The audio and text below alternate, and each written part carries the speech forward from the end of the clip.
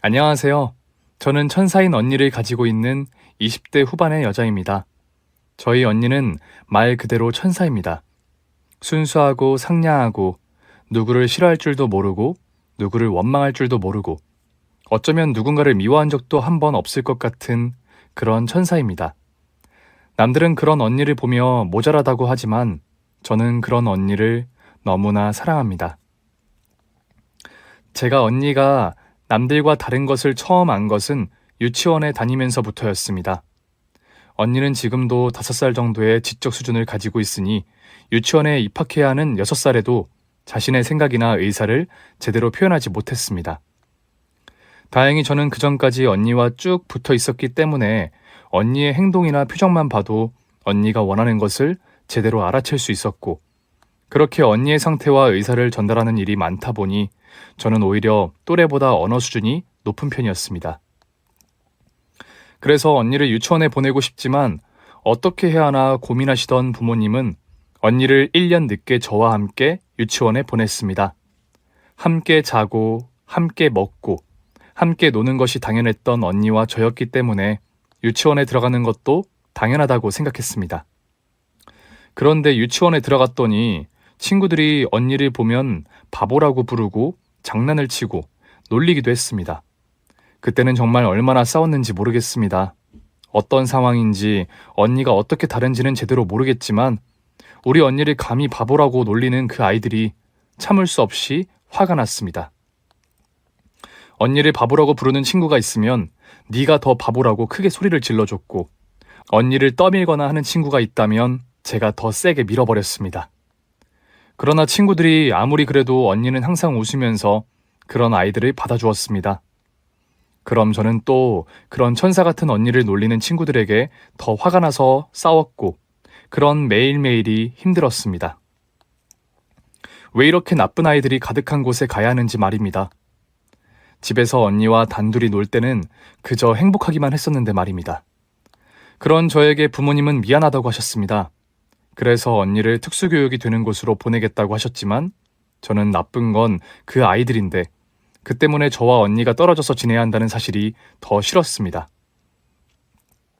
엄마, 그건 너무 이상해요. 불공평해요. 나쁜 건 언니가 아니잖아요. 그런데 왜 언니가 유치원을 못 가요? 그럼 언니도 나쁜 건 아니지. 그런데 아이들이 언니를 싫어하면 그때마다 네가 너무 힘들까 봐 그렇지. 글쎄요. 어린 저는 그런 상황을 아무리 생각해도 이해할 수가 없었습니다. 그래서 고집을 부렸죠. 싫어요. 언니는 나랑 있어야 해요. 나는 언니가 좋고 언니는 나쁘지 않아요. 그러니까 언니가 다른 곳에 가는 건 싫어요. 그래서 그때부터 저는 전사가 되었죠. 원래도 천사 옆에는 그 천사를 악마들로부터 지키는 전사가 있었으니까요. 언니를 지키기 위해서 저는 누구보다 똑똑해야 했고, 누구보다 건강해야 했고, 누구보다 현명해야 했습니다. 혹시라도 언니가 억울한 일을 당하면 제가 대신 나서서 설명해야 했으니 언제나 주변을 잘 살폈고 똑똑하게 말했습니다. 친구들과의 사이에서도 마찬가지였습니다. 저는 친구들이 좋아할 만한 놀이들을 가장 먼저 만들어냈고 배웠고 알아냈습니다. 그 외에도 저는 또래들 중에서 제일 노래를 잘했고 제일 글자를 잘 읽었고 제일 놀이를 잘했습니다. 그런 저와 같이 놀고 같이 공부하고 같이 노래를 하려면 천사 같은 언니를 무시하면 안 됐습니다. 혹시라도 언니를 놀리려고 하는 나쁜 놈이 있었다면 절대 저와도 놀 수 없었습니다. 그것이 규칙이었습니다. 그러다 보니 주변에서 감히 언니를 바보라고 놀리는 사람들이 줄어들었고 결국 사라졌습니다. 저는 결국 언니의 웃음을 지켜준 것이었습니다. 부모님은 그런 제가 혹시라도 힘들까봐 걱정하셨지만 저는 그런 부모님의 걱정을 이해할 수가 없었습니다. 저는 세상에서 언니가 제일 좋았는데 문제될 게 뭐가 있겠습니까? 그저 나쁜 악당들을 물리쳤고 나쁜 친구들에게 언니가 얼마나 멋지고 착하고 좋은 언니인지 알려주게 된 것으로 충분히 만족했습니다. 그렇게 2년 동안 언니와 꼭 붙어서 친구도 사귀고 놀고 공부하면서 유치원을 다녔습니다. 언니는 다른 친구들보다 배우는 게 늦었지만 누구보다 즐겁게 수업에 참여했었고 열심이었습니다. 언니는 제 옆에서는 누구보다 얌전했고 덕분에 선생님이나 친구들이나 언니를 귀찮아하거나 걱정하지 않았습니다. 그러다 보니 그 2년은 참 행복한 시간이었습니다. 전 그렇게 언제까지나 언니와 함께하고 싶었지만 유감스럽게도 학교에 들어가면서는 가야 하는 학교가 달랐습니다. 제가 아무리 괜찮다고 해도 언니와 같은 학교에 다닐 수는 없었습니다. 부모님은 그것이 제가 학교 생활을 제대로 할 수 있는 길이라고 했습니다. 그리고 언니는 언니 상황에 맞는 교육을 받아야 한다고 했습니다. 제가 아무리 상관없다고 해도, 아니, 오히려 그렇게 하고 싶다고 해도 부모님은 그건 안 된다고 단호하셨습니다.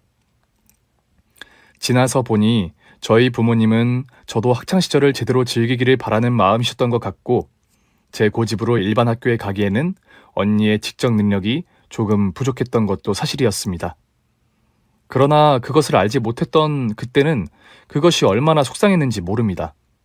학교에서 재미있는 일이 있으면 특히 그랬습니다. 언니도 같이 하면 좋았을 텐데, 더 재미있었을 텐데.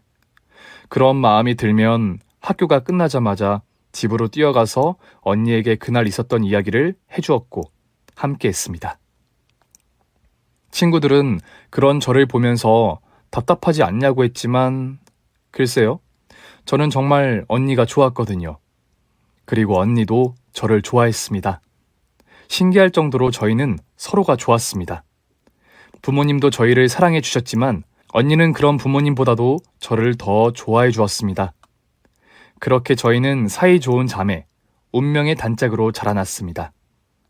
저는 평생 언니와 함께 살 생각이었기 때문에 직업도 언제나 언니를 돌볼 수 있도록 집에서 할 수 있는 일로 프리랜서 웹 디자인 일을 선택했고 운이 좋게도 빠르게 자리를 잡아 나름 괜찮은 수입도 얻을 수 있었습니다.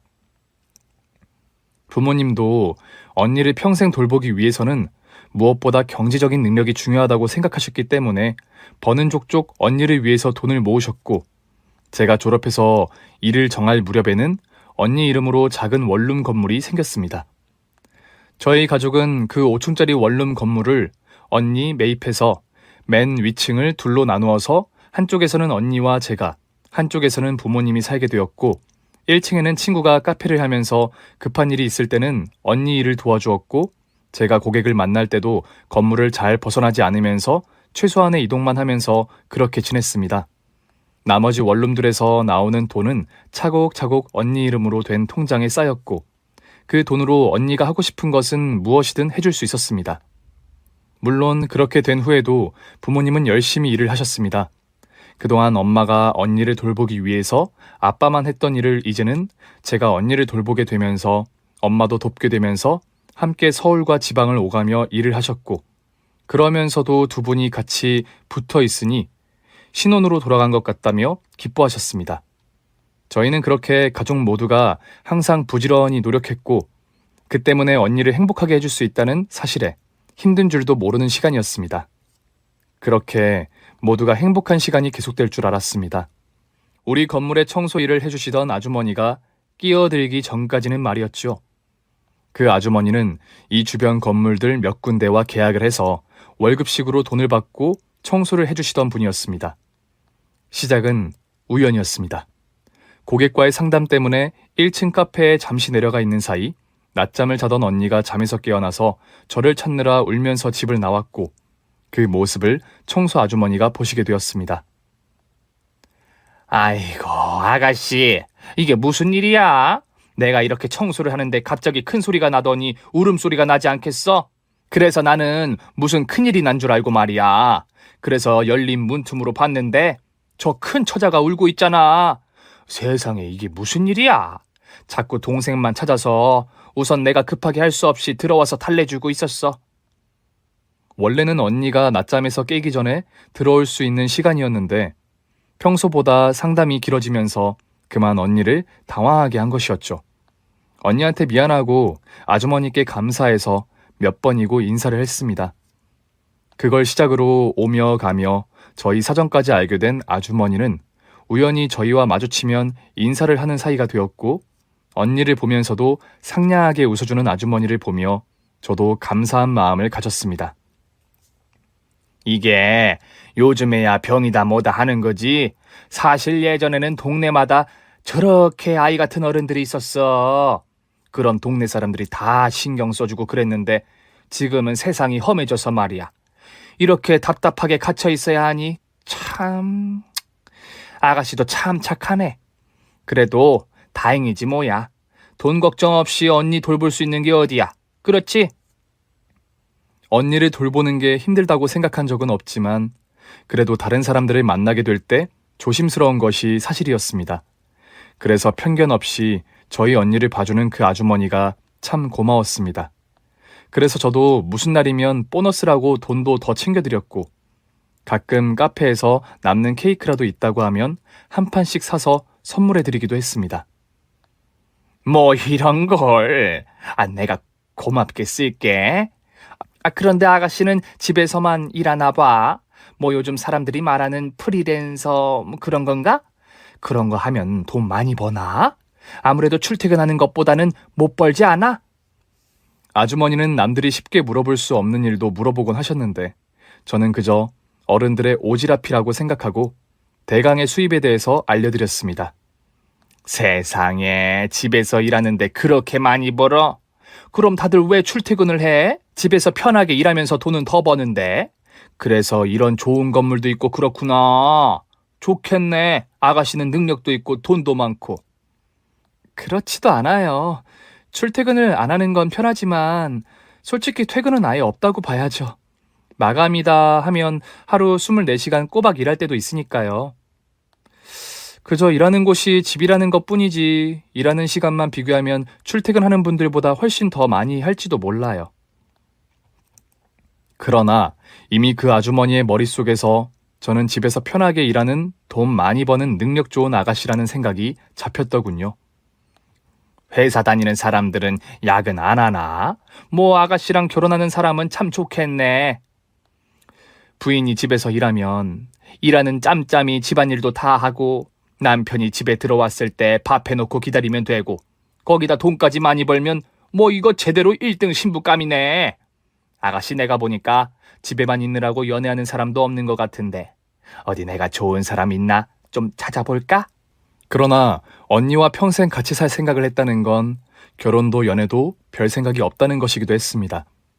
언니를 평생 사랑해주고 싶기도 했고 나와 결혼할 사람이 그런 저를 이해해주지 못한다면 힘들 것이라는 것을 알았거든요. 말씀은 감사합니다. 그런데 제가 비혼주의라서요.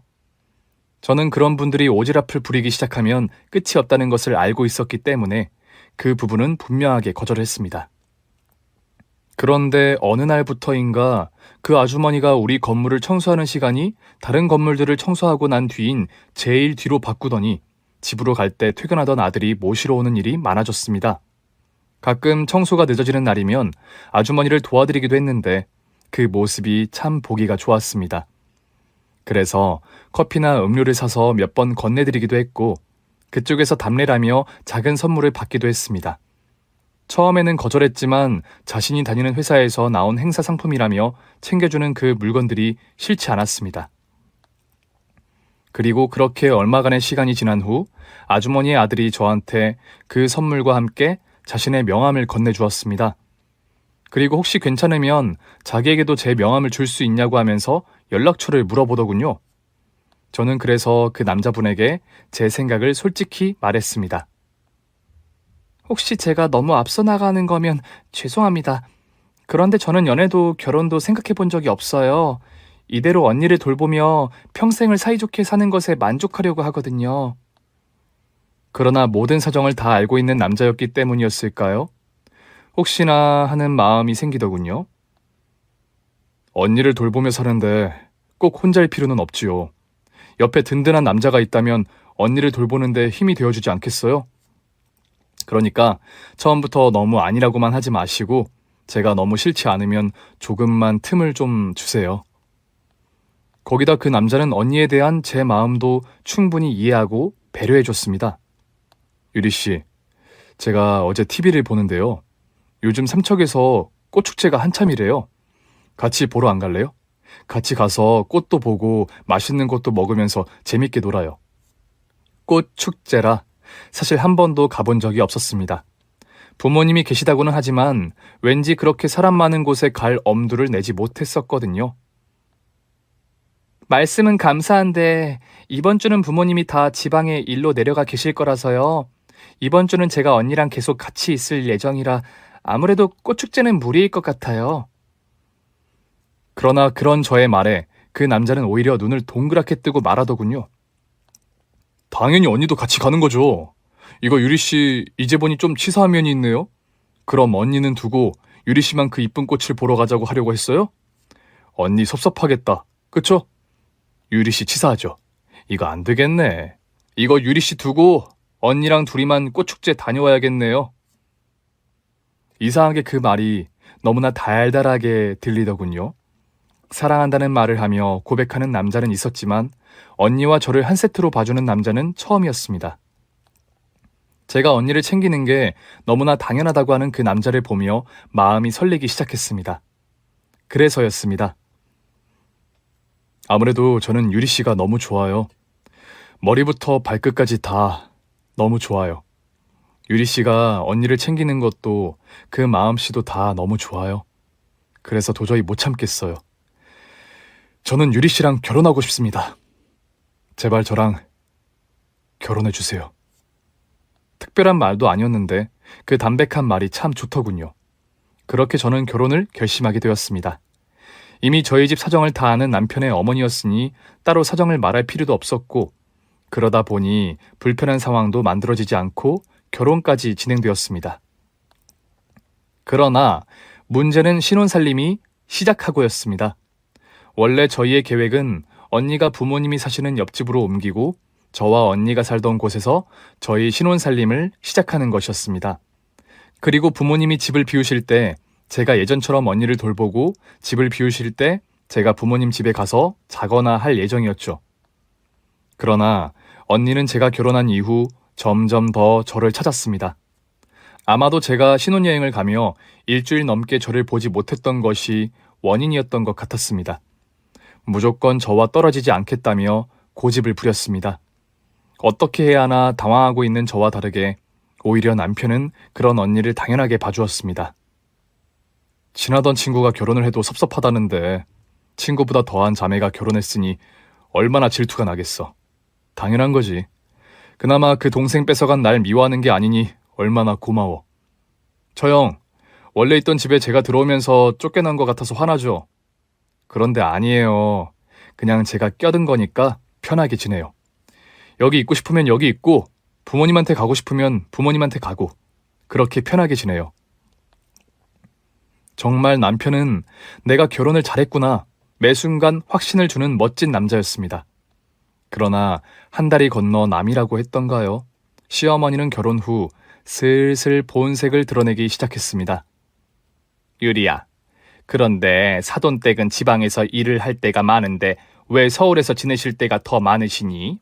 너희도 결혼했고 했으니 그냥 원룸 하나 비워놓고 간간히 올라올 때나 지내시고 그냥 사돈 처녀 데리고 지방에서 지내시는 게 더 좋지 않겠어? 세상이 아무리 변했다고 해도 시골 인심은 시골 인심이다. 내가 너한테 예전에 이야기한 적이 있을 거다. 저렇게 모자란 사람은 동네 사람들이 같이 키워줘야 하는 거야. 이제 부모님 보고 귀농하시라고 하고 사돈 처녀도 인정 많은 사람들 많은 그런 시골 동네에서 정착해서 지내게 하면 다들 얼마나 좋아. 우선 저희 언니를 저와 떼어놓으려는 듯한 이야기를 자꾸 꺼내기 시작했습니다. 어머님, 저희 언니는 저 없으면 안 돼요. 저 신혼여행 갔을 때도 저 보고 싶다고 매일 울었다는 거 들으셨잖아요. 그리고 저도 언니 못 보면 서운해서 못 살아요. 처음부터 시골에서 살던 것도 아닌데 굳이 시골에 내려가서 새로 시작할 필요가 뭐가 있겠어요? 처음에는 그런 시어머니의 말들이 모두 좋은 의도인 줄로만 알았습니다. 그저 아직 우리 언니를 제대로 모르니 잘못된 조언들을 하는 것일 뿐 그 의도는 순수했을 것이라고 말이죠. 그래도 너도 슬슬 언니랑 정을 떼야 하지 않겠어? 그래야 너희도 애기도 낳고 키우기도 하지. 그렇게 언니만 보고 있으면 언제 애 낳고 키울 건데? 어머님, 저희 언니도 애기 좋아해요. 저희한테 아이가 생기면 언니가 누구보다 더 사랑해 줄 거예요. 그 순간이었을까요? 시어머니의 눈빛이 순간 달라졌습니다. 아니, 얘가 지금 무슨 소리를 하는 거니? 지금 네가 낳은 애를 네 언니랑 키우겠다는 거야?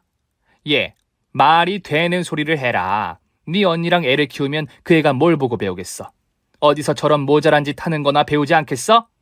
그게 무슨 말도 안 되는 소리니? 나는 우리 손자 이런 환경에서 키우게 못한다. 택도 없는 소리 하지 마. 흥분한 시어머니는 그동안은 하지 않았던 언니에 대한 심한 말들을 쏟아냈습니다. 저는 그런 시어머니를 보고 당황스러워졌습니다. 어머님, 모자라다니요? 저희 언니는 순수하고 마음이 어린 거예요. 아직 제 도움이 필요하지만 그래도 누구보다 사랑이 많고 좋은 사람이에요. 그러나 한번 내뱉기 시작한 시어머니의 말은 마치 무너진 뚝에서 쏟아지는 물처럼 그칠 줄을 몰랐습니다. 너도 지금 세뇌가 돼서 그런 거야. 말이야 바른 말이지. 왜 네가 저런 짐덩이를 가지고 살아야 하니? 그건 니네 부모님이 책임져야 하는 거지. 니네 부모님들 딸내미를 결혼시키셨으면 행복하길 빌어줘야지. 어떻게 짐덩어리를 떡하니 안겨주고 이걸 신혼이라고 할 수 있겠어? 너네 부모님도 참 너무하신다. 멀쩡한 자식한테 모자란 자식을 떠넘겨? 너네 부모가 그러고도 부모라고 할 수 있니? 제대로 된 자식이라도 잘 살게 해줘야 할 거 아니야. 정말 충격이었습니다. 언니에 대해서 색안경을 끼고 있는 사람들이 많은 것이야 당연히 알고 있었지만 그렇지 않을 것이라고 믿었던 내 가족인 시어머니가 이런 식으로 말하다니요. 어머님, 저는 남편을 사랑하고 그런 남편을 낳아주신 어머님도 존경하려고 했어요. 그런데 어머님이 지금 말씀하시는 걸 들으면 그러기가 힘들 것 같아요. 멀쩡한 자식이라니요? 그럼 저희 언니는 멀쩡하지 않다는 건가요? 짐이라니요. 저는 언니가 짐이라고 생각한 적 단 한 번도 없어요. 그러니 어머님이 그런 생각을 하신다면 저는 어머님 좋은 마음으로 뵐 수 없을 것 같아요. 앞으로 어머님은 저희 집 오지 마세요. 언니가 보기 불편하시면 어머님이 오시지 마셔야죠. 저희가 어머님 댁으로 방문할 테니까 그렇게만 봐요. 그러나 아들에 대한 집착이 대단하신 시어머니는 아무 때나 편하게 올 수 있었던 저희 집을 포기하고 싶지 않으셨던 것 같은지 다신 안 하겠다고 약속하시고 다시 반복하는 일이 계속되었습니다. 너 지금은 내가 하는 소리가 듣기 싫고 잔소리 같겠지만 세상이 그런 거야. 네가 너무 니네 가족하고만 붙어 사니까 세상 사람들 보는 눈을 모르는 거야. 그러니까 잘 생각해라. 어디 나가서 물어봐. 내가 틀린 말 하는 거 있나? 세상이 그런 거야, 세상이. 병신 자식 챙기느라고 멀쩡한 자식 희생시키는 거? 니네 부모도 잘못하는 거야. 더욱이 그런 말들은 저희 부모님과 있는 자리에서도 마구 튀어나왔죠. 그날은 저희 부모님이 시어머님께 식사를 대접하기로 한 날이었습니다. 저는 평소처럼 시어머님이 이상한 소리를 해서 친정 부모님들의 마음을 상하게 할까봐 그런 자리를 만들지 않으려고 했습니다. 그러나 그런 사정을 제대로 모르시던 친정 부모님은 저희 남편이 자식들에게 잘하니 저도 시어머니께 더 잘하라면서 굳이 식사 자리를 마련하셨죠. 시어머니를 제대로 대접하고 싶었던 친정 부모님이 지인에게 추천받은 고급 한정식집의 음식은 정갈하고 고급스러웠습니다. 그러나 시어머니는 음식은 제대로 먹지 않고 잔뜩 인상을 쓴 채 저희 언니만 쳐다보고 있더군요. 아이고, 어떻게 보면 볼수록 더해지는 것 같네. 사돈들은 비위도 참 좋으시네요. 적응이 돼서 그런가? 아니, 저게 적응이 되나? 저렇게 흘리고 추잡스럽게 먹는 걸 보면서도 음식이 입으로 들어가십니까? 아이고, 나는 비위상해서 못 먹겠네. 언니가 음식 먹는 걸 유심히 본다 싶더니 결국 그런 말이 입에서 나오더군요. 언니는 손에 힘을 제대로 주지 못해서 음식을 조금씩 흘리긴 합니다. 젓가락질을 제대로 하지 못하지요. 그러나 포크와 수저는 잘 사용하고 천천히 먹기 때문에 남들이 보기에 그렇게까지 지저분하게 음식을 먹지도 않는데 말입니다. 그렇게 시동이 걸린 시어머니는 아주 작정한 듯 떠들기 시작했습니다. 저는 정말 사돈 두 분한테 너무 섭섭합니다. 저도 물론 이해를 합니다. 두 분도 사돈 처녀 때문에 속이 많이 상하시겠죠. 평생 저런 자식 세상에 내놨다는 죄책감을 가지고 사셔야 하는데 그게 어디 쉬운 일이시겠어요? 거기다 세상 순리대로 살다 보면 부모가 자식 앞세우기보다 자식이 부모 앞세울 테니 두 분 죽고 나면 남은 사돈 처녀 어떻게 살지 걱정되시겠죠. 그렇다고 결혼을 시키냐? 저렇게 모자라고 덜 떨어진 사람을 누가 데려가겠어요? 결혼이란 게 수준이 맞아야 하는 건데 그렇다고 수준 맞게 모자란 남자를 찾겠어요? 아니면 머리는 멀쩡한데 몸이 모자란 장애인이라도 찾겠어요? 이건 애지간하다가는 짐덩어리가 하나가 아니라 두 개가 되기 딱이잖아요. 집안 말아먹을 것도 아니고 그럴 수도 없고 거기다 아이고 또 멋모르고 자식이라도 낳는다고 하면 모자란 짐덩이가 하나에서 셋이나 넷이 될 수도 있는 거고 아이고 생각만 해도 저는 머리가 어지럽네요.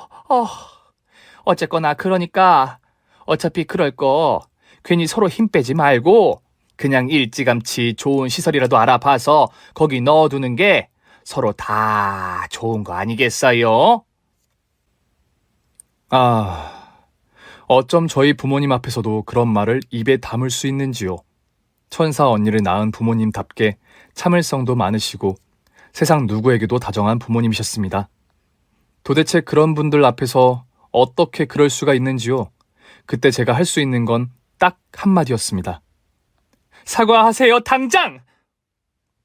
예, 너는 내가 무슨 말만 하면 그러니? 내가 틀린 말 한 거 있어?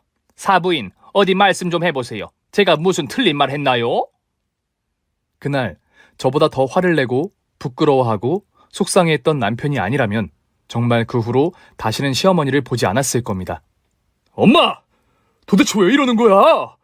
이럴 거면 그냥 오지 말고 보지 말자니까 왜 자꾸 이러는 건데? 엄마 이러면 나 엄마 안 본다고 했잖아. 내가 하는 말이 그냥 하는 말 같아? 엄마 나 알잖아. 나 한다면 하는 사람인 거. 내가 내 입으로 한 말 중에 못 지킨 거 있어? 그러니까 내가 하는 말 그냥 듣지 마. 엄마 한 번만 더 이러면 나 진짜 엄마 안 봐. 이 사람이 괜찮다고 해도 엄마 안 봐. 그날 신랑은 제가 본 이후 한 번도 본 적이 없이 강한 분노를 쏟아냈습니다. 엄마에게 실망한 모습. 그런 사람이 자기 엄마라는 사실에 창피하는 모습. 그리고 엄마와 아빠, 그리고 저에게 미안해하는 모습. 그 모든 모습이 진심이었고 그래서 저희는 그런 신랑을 보며 시어머니도 한 번은 넘어가 주기로 했습니다. 물론 용서했다는 건 아니었습니다. 언니에게 그리고 친정 부모님에게 저런 막말을 하는 시어머니를 어떻게 용서하겠습니까? 그저 그날 일은 더 이상 문제 삼지 않기로 했고 다시는 언니가 저런 말을 듣지 않겠다는 남편의 약속을 믿었을 뿐이었지요. 그 일이 있던 이후로 남편은 며칠 동안 시어머니의 집으로 퇴근하여 한참 동안 이야기를 하고 왔고 그러기를 얼마 후 시어미가 저희 집에 찾아왔습니다. 당연히 집에 들이고 싶지 않았지만 언니가 집에 없었기도 하고 풀이 잔뜩 죽은 모습을 보니 그 목숨 같다는 아들에게 애지간히 야단을 들은 것 같아 우선 집으로 들어오시라고 했습니다. 내가 미안하다. 나는 정말 나쁜 의도는 없었다. 그냥 너희들 생각하는 마음이 크고 걱정이 앞서다 보니까 주책스럽고 부끄러운 말들이 많이 나왔구나. 그런데 정말 오해는 하지 말아다오. 나는 그저 정말 걱정이었다. 말이 험하게 나왔지만 그거 역시 다 니들 생각하는 마음이었어. 그런데 아들하고 이야기하다 보니까 알겠구나. 내 그 마음이 결국 너희들에게 상처를 줬다는 걸 내가 많이 반성했다. 미안하다 아가야. 내가 이렇게 사과한다고 너희 마음이 풀리지는 않겠지만 내가 방법이 서툴러서 그랬지 악의는 없었다. 물론 그동안 들었던 말들이 있는데 그 말들이 다 진심으로 들리지는 않았습니다. 그러나 믿고 싶었던 것 같습니다. 내가 사랑하는 남편의 엄마고 그래도 처음에 만났을 때 우리 언니를 불쌍하다는 눈으로 보긴 했지만 거기에 혐오는 없었다고 기억했으니까요. 그 후 시어머니는 정말 노력하는 듯 보였습니다. 저희 집에 놀러 오면서 언니가 좋아할 만한 작은 선물을 가져오기도 하시고 언니를 보면 따뜻하게 인사를 해주셨습니다. 길게 말을 하거나 하지는 않더라도 말을 조심하셨고 혹시라도 실수할까봐 신경 쓰시는 게 보였습니다. 그래서였을까요? 저도 어느새 시어머니에게 다시 마음을 열고 말았습니다. 원래 나쁜 분은 아니었구나. 그저 자식 사랑의 방법이 조금 삐뚤어졌던 분이셨구나. 말은 험하셨지만 악의는 없으신 분이셨구나. 더구나 부모님이 지방으로 일을 하러 가시고 제가 상담을 위해 잠시 집을 비워야 하는 일이 생기면 당신이 언니와 있어준다면서 걱정을 말라고 하기도 했습니다. 처음에는 걱정도 됐지만 잠깐씩이었고 이런저런 일을 많이 해보신 시어머니는 마음을 먹자 언니를 능숙하게 챙겨주기도 하셨습니다. 내가 간병인 자격증도 있는 사람이야.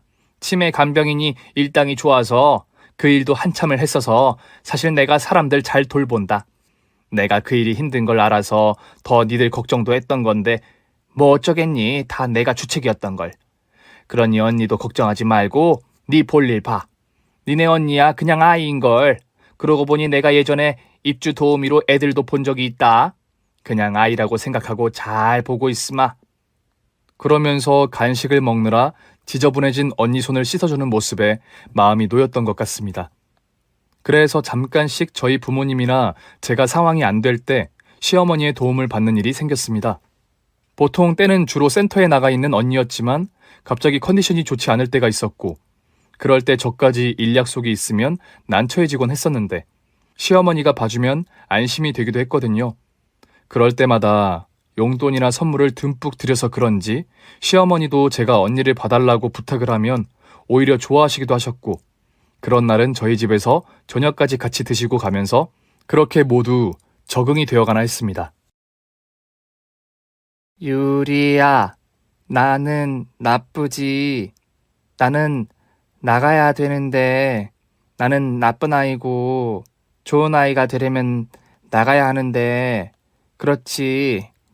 그런 거지? 어느 날부터인가 언니가 자꾸 이상한 소리를 하기 시작했습니다. 유리는 내 사랑하지. 그러니까 내가 착한 아이가 되면 되는 거지. 나 미워하지 않을 거지? 나 나가면 되는 거지? 나 싫어하지 마. 자꾸 집을 나간다. 자기는 나쁜 아이다. 자기를 싫어하지 말아달라. 그동안은 절대 들어본 적이 없는 말들이었습니다. 센터에서 무슨 일이 있었나? 남편하고 무슨 일이 있었나? 그것도 아니면 결국 시어머니가 다시 본색을 드러낸 건가? 마음이 복잡해졌습니다. 왜 이렇게 이 착하고 좋은 언니를 괴롭히는지 알 수가 없었습니다.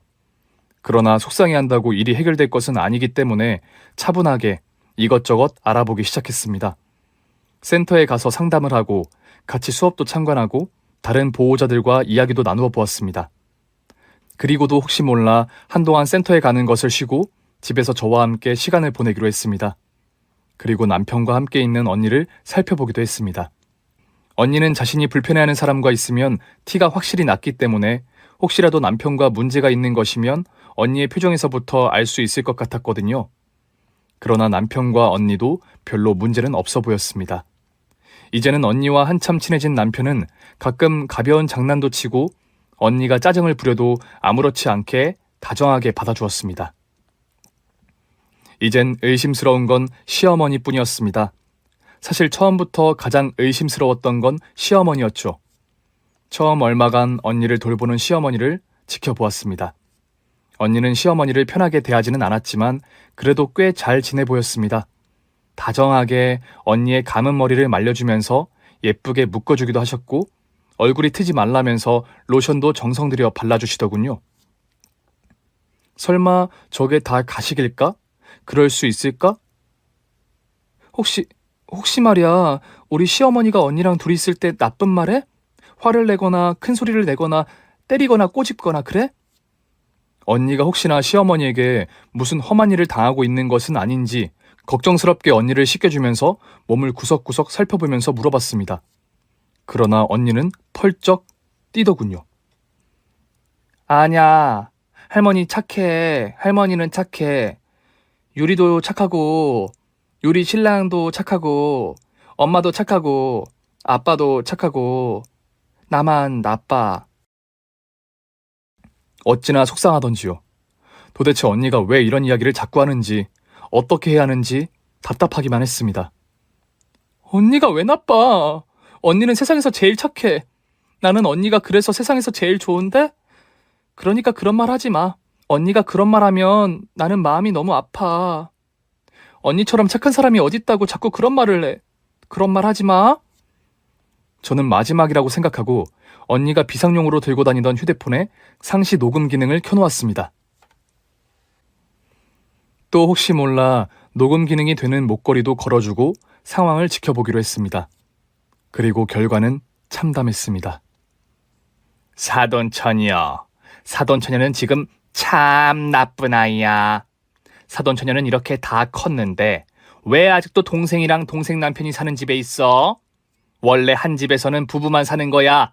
엄마랑 아빠가 부부니까 한 집에서 사는 거고 동생이랑 우리 아들이 부부니까 한 집에 사는 거지. 그런데 왜 사돈처녀가 왜 부부들이 사는 집에 왔다 갔다 하면서 살아? 그건 나쁜 아이라는 거야. 그래서 내가 알려줬잖아. 착한 아이가 되려면 어떻게 하면 된다고?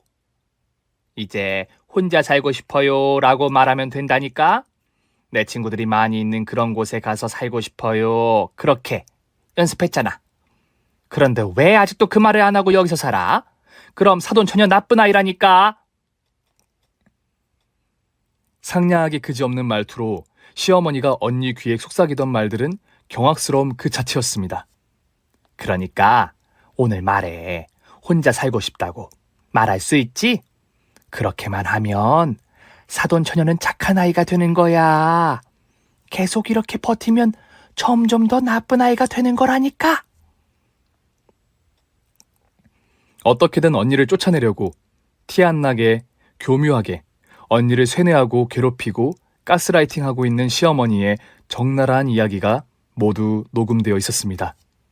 그것뿐 아니었습니다. 내가 얼마 전에 알았는데 이 건물 사돈처녀 거라면서.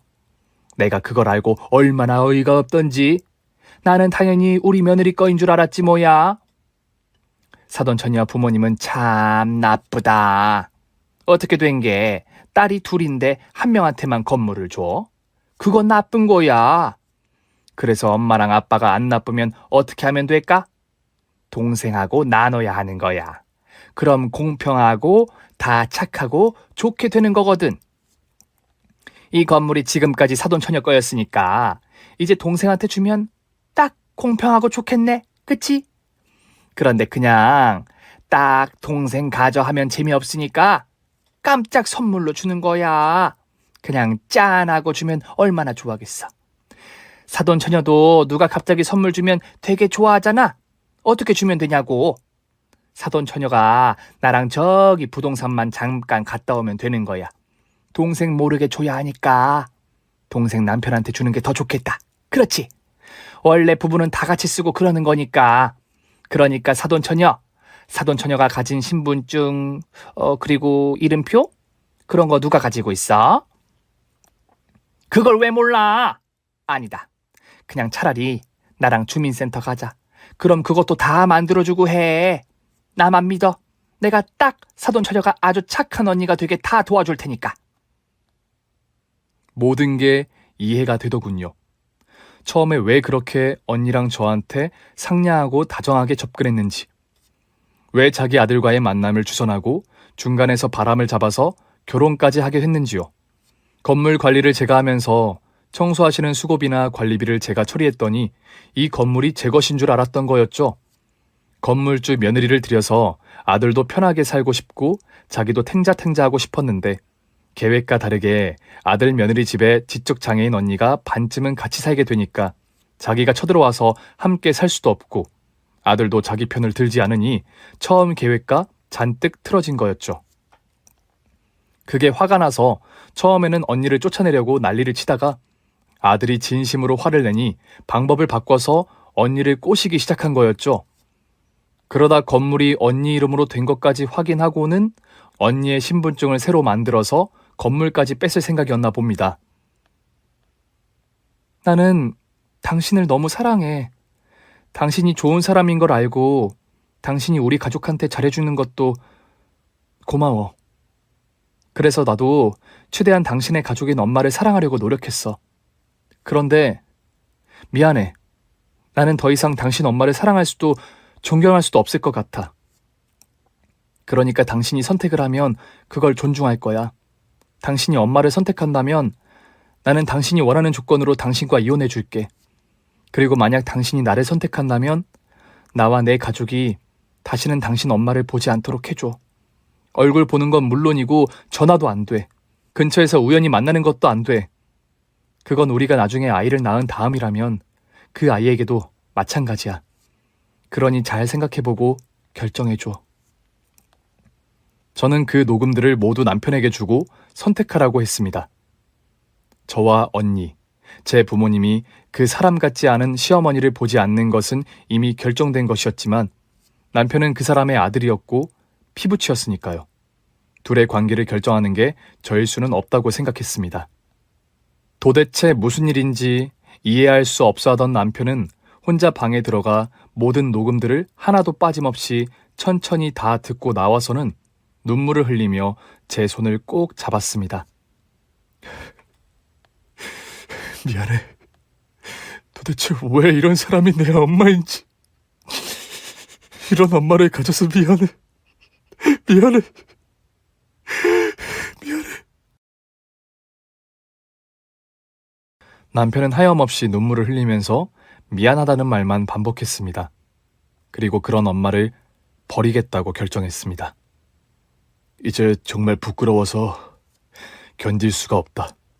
난 우리 엄마가 그저 욕심이 좀 많은 사람이라고 생각했고 그것도 날 위한 것이라고 믿었는데 어떻게 이럴 수가 있는 건지. 정말 내 행복을 바란다면 어떻게 내가 사랑하는 사람과 가족에게 이럴 수가 있는지. 당신과 당신 가족은 물론이고 이제 나도 엄마를 안 보고 살래. 이제 너무 지쳤고 엄마 얼굴도 보기 싫어.